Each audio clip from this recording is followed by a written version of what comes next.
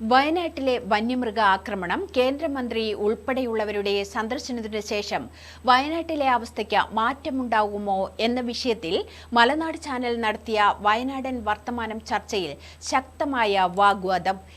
കേന്ദ്ര വനനിയമത്തിൽ ഭേദഗതി വരുത്തുന്നതുമായി ബന്ധപ്പെട്ട കേന്ദ്രമന്ത്രിയുടെ പ്രസ്താവനയും ചൂടേറിയ ചർച്ചയ്ക്ക് വഴിവെച്ചു.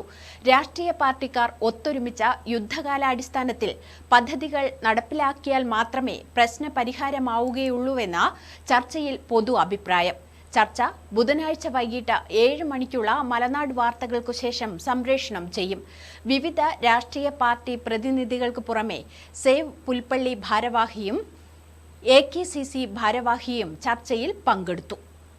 രണ്ടാഴ്ചക്കിടെ വയനാട്ടിൽ വന്യജീവികളുടെ ആക്രമണത്തിൽ 3 പേർ കൊല്ലപ്പെട്ടതിനെ തുടർന്ന് കേന്ദ്ര വനം പരിസ്ഥിതി മന്ത്രി ഭൂപേന്ദ്രകുമാർ ഉൾപ്പെടെയുള്ളവർ ജില്ലയിൽ സന്ദർശനം നടത്തിയിരുന്നു. കൂടാതെ കേരളത്തിലെ മന്ത്രിമാർ, ഗവർണർ, രാഹുൽ ഗാന്ധി MP ഉൾപ്പെടെയുള്ളവരും സന്ദർശിച്ചു. ഈ സന്ദർശനത്തിന് ശേഷം വയനാട്ടിലെ വന്യജീവി ശല്യത്തിന് ഒരു ശാശ്വത പരിഹാരം കാണാൻ കഴിയുമോ എന്നുള്ള വിഷയത്തിൽ ആയിരുന്നു മലനാട് ചാനൽ വയനാടൻ വർത്തമാനം ചർച്ച സംഘടിപ്പിച്ചത്.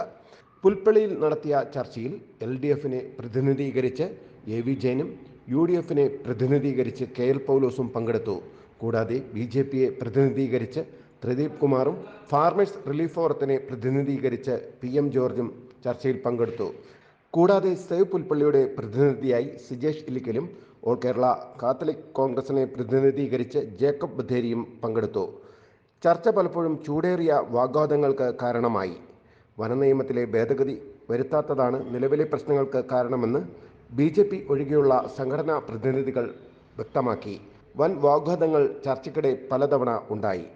എന്തുകൊണ്ട് കളക്ടറെ കൊണ്ട് നിങ്ങൾ ഈ ഇത്രയും വിഷയങ്ങളുണ്ടായല്ലോ, ഈ 4 മരണങ്ങളുണ്ടായല്ലോ, കളക്ടർ സ്പോട്ടിൽ വന്നോ?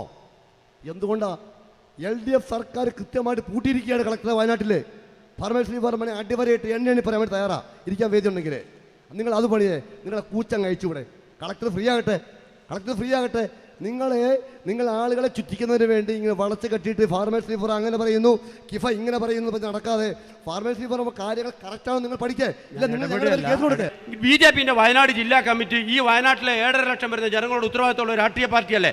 ആ രാഷ്ട്രീയ പാർട്ടിക്ക് ജില്ലാ കമ്മിറ്റി മുഖേന, നിങ്ങളുടെ സംസ്ഥാന സ്റ്റേറ്റ് കമ്മിറ്റി മുഖേന, നിങ്ങളുടെ പ്രസിഡന്റ് സുരേന്ദ്രൻ മുഖേന, നിങ്ങളുടെ V മുരളീധരൻ മന്ത്രി മുഖേന കേന്ദ്രത്തിൽ ഇടപെടാലോ? ഇവിടുത്തെ MP മാർ പ്രതികരിക്കുന്നില്ല. വയനാടൻ ജനതയ്ക്ക് വേണ്ടി BJP ഇടപെടണം. എന്നിട്ട് ഭേദഗതിക്ക് നിങ്ങൾ എന്തെങ്കിലും ബിജെപിയുടെ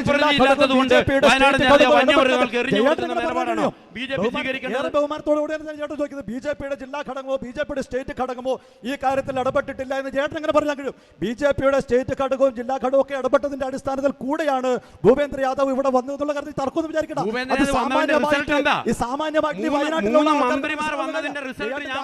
ബഹുമാനപ്പെട്ട കലക്ടർ ഉണ്ടായിരുന്നു, 2 MLA-മാരുണ്ടായിരുന്നു, ജില്ലാ പഞ്ചായത്ത് പ്രസിഡന്റ് ഉണ്ടായിരുന്നു, 3-4 ബ്ലോക്ക് പഞ്ചായത്ത് പ്രസിഡന്റുമാരുണ്ടായിരുന്നു, ഉന്നത ഉദ്യോഗസ്ഥന്മാരുണ്ടായിരുന്നു. എല്ലാവരുടെയും ചർച്ച കഴിഞ്ഞ് ഞാനടക്കമുള്ള ഈ ആവശ്യം, ഈ ഹണ്ടിങ് അനുവദിക്കണം, അതേപോലെ തന്നെ ഈ നിയമം ഭേദഗതി ഹണ്ടിങ്, എല്ലാ ചർച്ചയും കഴിഞ്ഞിട്ട് അദ്ദേഹം എൻ്റെ പേര് ആദ്യം പറഞ്ഞു, മിസ്റ്റർ പൗലോസ്, അങ്ങനെ തന്നെയാണ് പറഞ്ഞു. ഇവരൊക്കെ കേൾക്കുന്നുണ്ട്, സ്വകാര്യമായി ഞാൻ ഒറ്റയ്ക്ക് സംസാരിച്ചതല്ല, ഇവരൊക്കെ കേൾക്കുന്നുണ്ട്. ഒരു കാരണവശാലും ഹണ്ടിങ് അനുവദിക്കുന്ന പ്രശ്നമില്ല എന്ന് അസന്നിഗ്ധമായി എൻ്റെ പേരെടുത്തുകൊണ്ട് തന്നെയാണ് അദ്ദേഹം പറഞ്ഞത്. ഈ പദ്ധതി നടപ്പിലാക്കി ഈ കടമാന്തോട് പദ്ധതിക്ക് വേണ്ടി ഉപയോഗിക്കാൻ വേണ്ടി ഗവൺമെൻറ് മാറ്റിവെച്ചിട്ടുള്ള തുക ഇന്ന് വയനാട് ജില്ലയിൽ ഏറ്റവും കൂടുതൽ ജനങ്ങൾ അഭിമുഖീകരിക്കുന്ന പ്രശ്നത്തിന് വേണ്ടി ഉപയോഗിക്കണം. ആ പ്രശ്നത്തിന് വേണ്ടി ഉപയോഗിച്ച് വയനാടൻ ജനതയുടെ ജീവനും സ്വത്തും സംരക്ഷിക്കുകയും വയനാട്ടിലൊരു ജനസമൂഹം ഇവിടെ ജീവിച്ചിരിക്കണമെന്ന് നമ്മളുടെ നാട്ടിലെ ആളുകൾ ആഗ്രഹിക്കുന്നുവെങ്കിൽ ഈ തരത്തിലുള്ള ഇടപെടലുകൾ നടത്തണം. കരയുന്നതിൻ്റെ കണ്ണുനീരൊപ്പം നമ്മൾ തിരഞ്ഞെടുത്താൽ നമ്മുടെ കൂടെ വല്ലപ്പോഴും മഹാബലി വരുന്ന പോലെ കൊല്ലത്തിലൊന്നും വന്ന് പോയിട്ട് കാര്യമില്ല. അദ്ദേഹം ഒന്നും സന്തോഷമേ ഉള്ളൂ. ഞാനൊന്ന് ചോദിക്കട്ടെ, അദ്ദേഹം വന്നപ്പോൾ 2 വാഹനം ഫോറസ്റ്റ് ഡിപ്പാർട്ട്മെൻറ്റിന് കൊടുത്തിട്ട് പോയി. ഫോറസ്റ്റ് ഡിപ്പാർട്ട്മെൻറ്റിന് വാഹനം നമ്മളിങ്ങനെ വാങ്ങിച്ചു കൊടുക്കേണ്ട കാര്യമൊന്നുമില്ല, ഉണ്ടോ? ഓക്കെ, സമ്മതിക്കുന്നു.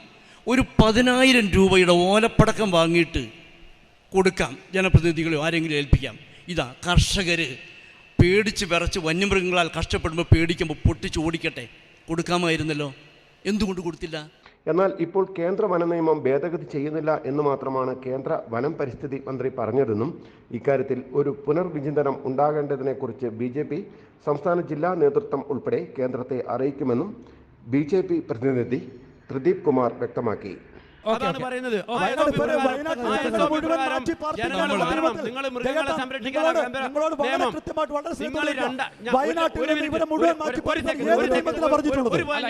കാടും നാടും വേർതിരിക്കാൻ യുദ്ധകാല അടിസ്ഥാനത്തിൽ നടപടി വേണമെന്നും ഇനിയൊരാൾക്കും വന്യജീവികളുടെ ആക്രമണത്തിൽ ജീവൻ നഷ്ടമാകരുതെന്നും ചർച്ചയിൽ അഭിപ്രായം ഉയർന്നു. ഇനി നടപ്പിലാക്കേണ്ട പദ്ധതികൾ എല്ലാം തന്നെ കൽമതിൽ, ഫെൻസിംഗ് ഉൾപ്പെടെയുള്ളതൊക്കെ യുദ്ധകാല അടിസ്ഥാനത്തിലാണ് നടപ്പിലാക്കേണ്ടതെന്നും ചർച്ചയിൽ അഭിപ്രായം ഉയർന്നു. യുദ്ധകാല അടിസ്ഥാനത്തിൽ പദ്ധതികൾ നടപ്പിലാക്കാൻ രാഷ്ട്രീയ പാർട്ടികൾ എല്ലാവരും ഒത്തൊരുമിച്ച് നിൽക്കേണ്ടതിൻ്റെ ആവശ്യകതയും ഇതിനായി എല്ലാ രാഷ്ട്രീയ പാർട്ടികളും പൂർണ്ണ പിന്തുണ പ്രഖ്യാപിക്കുകയും ചെയ്തു. ചർച്ച നാളെ 7 മണിക്കുള്ള മലനാട് വാർത്തകൾക്ക് ശേഷം സംപ്രേഷണം ചെയ്യും. News bureau, Pulpally.